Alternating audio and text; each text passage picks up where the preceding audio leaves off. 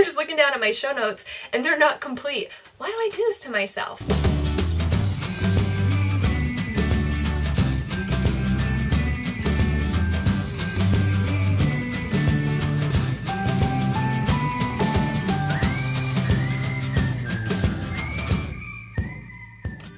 Hello and welcome to Mandobug Crafts, episode 93. What's up everybody? My name's Amanda, but you may know me on the internet as Mandobug, and this is my crafty channel here on YouTube where I talk about the things that I'm making.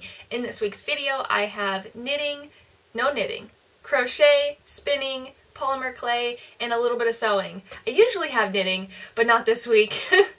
Alright, starting the show with something I've learned. So this week I learned a little bit more about Caron cakes. I don't know if they changed over time or what happened, but I got the old switcheroo. I bought a ball of Caron cakes 2 years ago. Not when they first came out and they sold out everywhere, but when they did their restock and they started filling the shelves again, I went out and got 2 balls to kind of just see, like, okay, what's the big deal? I started working with one, not this one obviously. I had a more neutral toned ball and I was working on a round cowl. I eventually ripped that out and now I'm working on a new Cardigan-ish design and I need a bunch of yarn. So I grabbed my Caron cake and I started working with that and I started to run out. So I went to Michael's looking for more Caron cakes and instead I found Caron big cakes. The labels are very, very similar. Caron cakes, Caron big cakes. So I thought they were going to be the same yarn. I've been working off of my big cake, which is now half the size it used to be. You can see this is how big it was. I'm about halfway through it and it's not the same. It's not the same. Now I don't know if they completely redid the whole line and maybe now the newer cakes and big cakes are the same, but the older cake is 80% acrylic and 20% wool, and the new cake is 100% acrylic. Now that doesn't sound like it's going to be that big of a deal, but it is. So these are different colors, but let me show you. I don't know how much it's picking up on screen, but the original Caron cake that has wool in it has a sheen to it. It's shinier. It's also got a looser ply. This has got a super, super tight ply on it. And this one is just a little bit looser. So they look different, they feel different. And in my piece, you can kind of see the switch over. Let me make sure I'm showing you the right spot here. So I switched from here, starts right with that dark with the new one, and so you can see my gauge is even a little bit different and it just looks different. It's not that big of a deal since this is just my practice piece, but I was kind of thrown off guard with that. I was like, whoa, that's not the same, and it's because it's not the same base. So I don't know if they rehauled the whole thing or if just the little cakes have wool and the big ones don't, or what the deal is, but that's something I learned this week.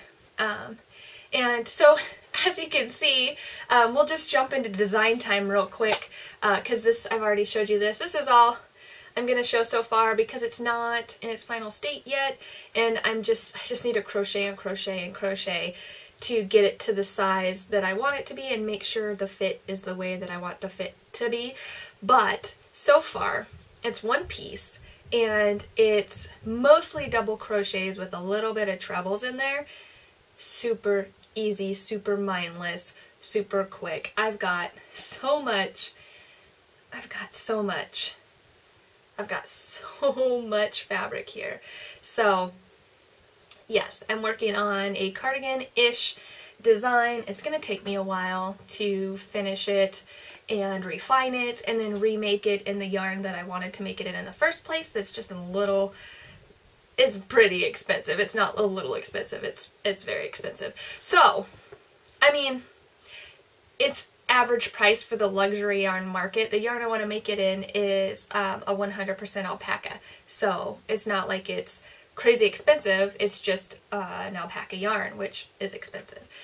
way more expensive than acrylic. So, yep, I've spent a lot of time working on that. So that's going to kind of preface why I don't have a lot of other work in the rest of the video, but I will show you what else I've been working on. So for finished objects, I showed you last week I finished the doubled up version of my cowl design, which I finally named the Oh Yes Cowl. So I finished the singled version, which is here, and I just made it double the height of the doubled version, but it didn't take nearly as much yarn. So I had one skein of O by Haiku, which is a super baby alpaca yarn. The single version took 135 yards and the doubled took 170. So that actually makes this a really good pattern for bulky handspun as well. I recorded a video tutorial and uploaded it on my channel here, and I put the free pattern up on my website, and so feel free to check it out. I'm also hosting a crochet along for this cowl, so that starts now, and it will be running through the middle of March until March 15th, and I will be giving away a skein of cattails yarn. So Kat sent me some yarn to give away, and I'm holding one of the skeins back for this crochet along. So this is Cattails hand-dyed yarn, and this is on her Stellina base, which is a 75 superwash merino, 20% nylon, and 5% Stellina. So it's got that silver, it looks to be silver, Stellina. It's a really, really pretty skein of purple and dark blue and light turquoise, and it's got a lot of fun colors and speckles going on. So this will be the prize for the crochet along, and you can feel free to double dip too if you make the Oh Yes Cowl and participate in this crochet along. You can also post it in the FLC Craftathon that I'm collabing for January and February with Amber on. Just make sure it fits to one of the challenges, but you can totally double dip, and of course in other knit alongs, crochet alongs, make alongs, I don't care. So, yes. This is the Oh Yes Cowl. I worked it up using a 6.0 millimeter hook. It's a nice airy gauge. In my video tutorial, I kind of went on a whole explanation about gauge, and I didn't mean to, so I ended up putting a timestamp in there like, don't care about gauge, skip ahead. But it is something that's important, especially with crochet. Crochet gauge can vary so much with the same yarn and the same hook, even the same person. You can consciously crochet very tight and consciously crochet very loose. It's all has to do with that golden loop method. If you've never heard of that, I will put the link down below. Definitely check out, there's a nice blog post on the golden loop. It explains how crochet gauge is created. And the idea mostly is that you have one live working loop, and when you close it, it locks in that size. So you can pull up that loop taller, or you can keep it real snug against your hook, and you can get a different gauge with the same hook and same yarn. So you want a loose and airy open gauge for this cowl. You don't want to dent, you don't want to crush this baby alpaca or even any other yarn that you're working with. When you do that, you start to lose the softness of the yarn, and you start to get a little something that's more hard wearing, better for socks, but not so much for something around your neck. So moving on to works in progress. Oh no, I still have a little bit more finished objects. I did some more sculpting with clay. So I have been working on getting ready to open up an Etsy shop.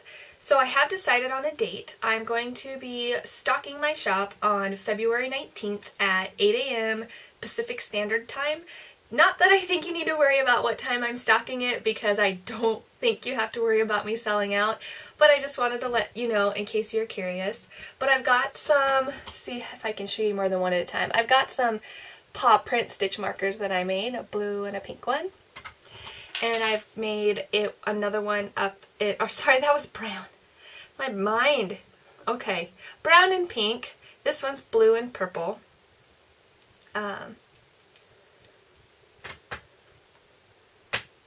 Blue and purple stitch markers. And then I've got some new designs that I've been testing. Boy, is it hard to keep white clean. Oh my goodness. But I was, this is silly, but I was wearing an outfit the other day and I was like, you know, it'd be really cute if I had little cartoony skull earrings. And I was like, I could make those. So I made up a little funky skull here with one big eye and one little eye. That is intentional. And I thought that he would make really cute earrings. So I'm going to turn a pair into earrings for me, but I'll also have some up as stitch markers or progress keepers in the shop. Oh, so that's one thing that I haven't mentioned yet. I have 10mm jump rings for stitch markers, and then I have the leverback earring closures as well. And after I priced everything out, it was like a penny difference between using a jump ring and a leverback earring. So my price is going to be the same, and you can choose, when you choose a charm, you can choose either as a 10mm jump ring or the leverback closing for a progress keeper.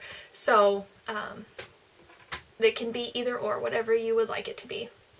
I also want to make some sheep.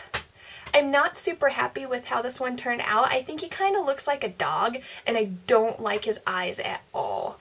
But it's progress. So I only made one because I'm learning. Until I get the design figured out, I don't want to be making a bunch of something I'm not going to use or sell. So my mother-in-law's already claimed this one. She likes him, so she can have him, but I'm going to be messing around with the design a little bit. She said not to make the ears smaller, but I think I'm going to try one with a little bit smaller ears. I'm also definitely going to be changing the eyes. So, sheep. And then I tried to make a cake, and that didn't turn out so well. But, you know, it was my first time. What should I expect? So I probably won't be selling these either because I'm not super happy with the way that they turned out. But I made like a little tiered red to pink cake and put little sprinkles on there, which my sprinkles turned out huge. So that's one of the things that I wasn't super happy with, is if I really wanted to have it look like sprinkles, it was going to have to be tiny, tiny, tiny. So experimenting, but I have been losing a lot of charms that I've made to quality control. I want to make sure I'm putting out the best quality things. I kind of mentioned already that I sat down on a spreadsheet and priced everything out. So I took in cost of materials, cost of labor, shipping, packaging, everything. And so I've got my prices set. They're not arbitrary. They actually reflect everything. Thank you, business school. But so I have all the prices set and everything, and part of the price has to do with quality as well. My quality is not like psh yet. I'm good enough that I feel comfortable selling my stitch markers, but it's not perfectionist good yet, and I want to get there. And so I'm just like tossing aside anything that's not up to quality. So that's what's taking me so long. But I've been having fun. I've been working with the Primo, and so I feel like I'm seeing a big difference, and I'm also learning more about it. But I'm going to be working on making some more stitch markers before the 19th when I stock the shop. So if there's anything that you would like to see me attempt, let me know and I'll get something up there. Josh told me that I need to make some pizza, so I think I'm going to try to make some pizza today. I'm going to start with pepperoni, but then he's like, you should make a Canadian bacon. I go, well, let me start with something simple. So, moving on to works in progress, I have a spinning project that I just started. I got this lovely, lovely braid of fiber from Cottage Dye Works. There we go. And does it have the colorway name on here? I don't know. There's a sticker that says T224. But it's this bright, springy colors. Now, I was a little disappointed. The braid was all kind of painted the same in these short color repeats of pink, orange, pink, green, pink, orange, pink, green. And so I'm going to be spinning it as an opposing 3-ply for socks for my March socks. And I was trying to figure out how I wanted to manipulate the color. And what I decided on was I wanted to split the whole length of the fiber into thirds and keep it all the same, because when I opened the braid of fiber, there was one tip that was super saturated in color, and then there was another tip, which I've already started spinning, that was mostly white. It's like the fiber was folded when it was dyed and it just didn't penetrate through. Or maybe the dyer did this on purpose, I wasn't sure, but I wasn't happy with all the white. This is the middle, and then there's another one that's even more white than that. And so I've decided to spin these strips. So let's see, I split the whole thing into thirds, but I did it in broken chunks to get a more accurate separation. And so each third is in 3 small chunks, and it goes in order from concentrated to least concentrated. And I'm going to be spinning 2 of the plies from white to concentrated, and I'm going to spin the opposing ply from concentrated to white and see how that affects the overall color of the yarn. That's the thought process. So I've only just started. I've barely got any progress. So that is something I've been working on though. And so moving on to current events, I am collabing with Amber of the Faith Love Crafts Ravelry group and the Amby Crafts Reads YouTube channel for January and February for her Faith Love Crafts Craftathon for 2018. This is a craftathon with a big list of challenges where you try to complete as many challenges as you can. 1 project per challenge, 1 challenge per year unless you complete them all. So I have a thread in my group that you can enter in, and a thread in Amber's group that you can enter in. Definitely enter in both of our threads so you are eligible for prizes from both of us. Well, I'm donating all the prizes, but she's going to be drawing from her group for some of them. So I finally have the prizes done. So in my group, I'm going to be giving away a project bag, a purple project bag. Now this bag is almost done. It's got a closure right here. I just need to make and sew on the button for the closure. But this bag is a pattern that my mother-in-law Lori made up, and she was using it, and I was like, what is that bag? I love it, because you can just kind of drape it on your arm and knit as you go, or crochet as you go, and you've got your yarn hanging out right in your bag, right on your arm. I love it. Josh said he thinks that it looks like a tank, because I said, does this look cute? And he's like, it looks like a tank top. And it does, but it looks less like a tank top when it's full of your project. So I'm giving away this project bag, which has got like vines on the outside, and it's just a solid purple inside. And then I'm also going to be giving away a set of coffee bean stitch markers. So it's going to come with 4 coffee bean stitch markers and 1 progress keeper stitch marker. 1 coffee bean progress keeper. So we've got the 4 10mm jump rings and 1 lever back ring. Oh, and my business cards finally came in.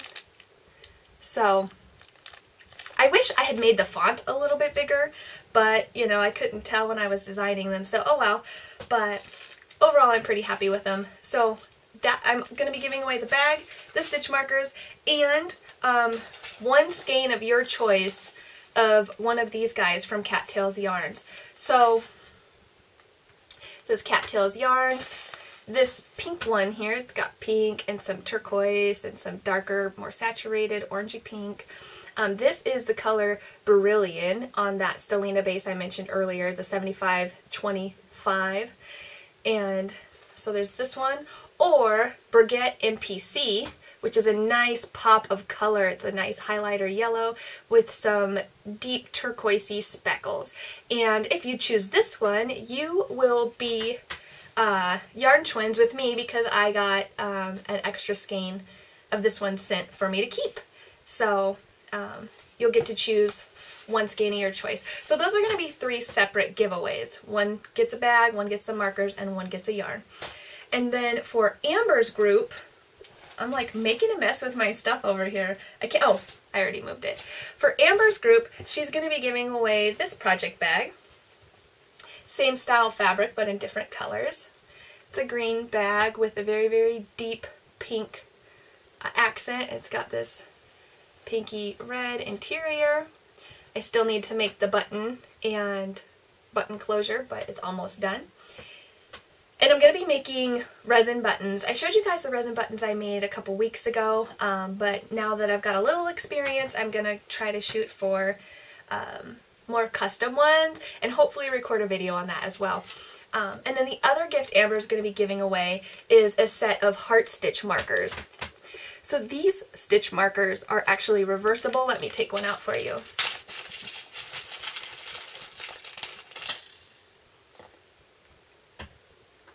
They are dark pink on one side and light pink on the other. So there's 4 reversible heart stitch markers in there, and then 1 heart cookie progress keeper. So that is for Amber's group.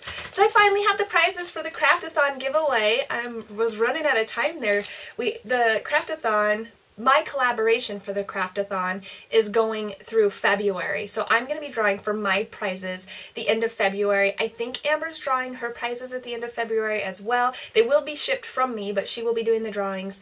And then she's hosting this for the rest of the year, hopefully finding some other people to collaborate with in other months. So definitely keep an eye out on her Craftathon for the rest of the year as well. So moving on to current events. I'm just looking down at my show notes and they're not complete. Why do I do this to myself? I hope this doesn't feel rushed. I'm feeling a little rushed today because it's my 3rd time attempting this, because the kids have been like so hyper this morning. They're just running around screaming, and the first 2 times I tried to record this, they were just screaming in the background the whole time, like fun screaming, playing screaming, but it was annoying me, so I'm sure it would really annoy you. So annoying me in the sense that I'm trying to talk and I can just hear them screaming. But anyways, I need to just slow down. I need to slow down, take a drink of coffee. Upcoming events. Did I say current or upcoming? We just did current. Upcoming events.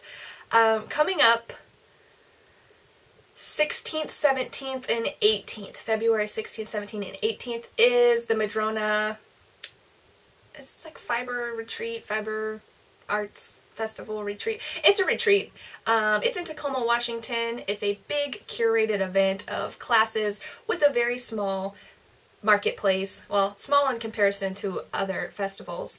But I'm not taking any classes. I'm not partaking in the retreat part, but I will be stopping by the marketplace on Sunday the 18th to kind of check out what's going on. Last year I bought 2 braids of fiber from Wool Gatherings, so I'm really hoping they're going to be there again because I loved the fiber that I got from them. Well, I only spun 1 braid, which reminds me, I have a braid of, I bought alpaca silk blend. It's a black alpaca with white silk. It's so Cruella de Vil and beautiful. I need to plan a spin for that. But that's coming up, and then moving on to Let's Chat, which is what I didn't write down. So let's hope I can wing Let's Chat, which is never good when I try to wing it because I can never remember anything. This week was a full week of lots of stuff going on. I went to my dad's for the Super Bowl, and that was really fun. Just my brothers were over and some of their friends, and Josh showed up after he got off work, and we just had pizza and hung out, and it was a great time. And then, but my tire got flat, and I had to leave my truck at my dad's overnight, and he let me borrow his van to take the kids to their yearly checkup the next day. And he's like, oh yeah, I'll pump it up and take it to Les Schwab for you. I have the best dad ever, by the way. But when I came back from my doctor's appointment to return the van and get my truck, he was still out there working on it. And I was like, what's going on? And when he tried to pump it up and put Fix-A-Flat in it to drive it to Les Schwab, the tire blew out on the side. So it was toast, and he had to put the spare on it, and that's what he was working with my brother's friend to try to get the tire off and get the spare on. I guess it was a little tricky to get the spare out from under the car, so it took a little while, but they got the spare on for me, and Josh is actually taking the truck in today to get new tires. But that was eventful, and the kids' yearly checkup went really well. It's funny because they did the best they've ever done before. They were so well behaved. They let the doctor do the exam and stood on the scale patiently waiting, and when they got their suckers, even after their shots, they said thank you, and the doctor's like, wow, your kids are so well behaved. They must just keep a smile on your face all the time. And I just started laughing because, I mean, they did great at the doctors, but they're not like that all the time. And I was like, no, I have normal kids. Trust me, this is not normal. They act like toddlers.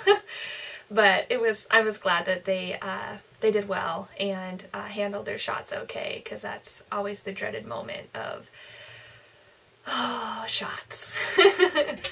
So that's basically what I've got going on, what I had going on this last week. So yeah. That's all I have for you guys. Sorry this video was so weird this week. I don't normally take 3 attempts to record, so I'm not used to how weird it is. And for you guys it was probably fine. You're probably like, oh, it's normal. But for me, it's like, what did I say? What did I say? Was this all in the last take, or did I in the first take, or I don't know. I give up. So, until next time guys, happy crafting. Bye!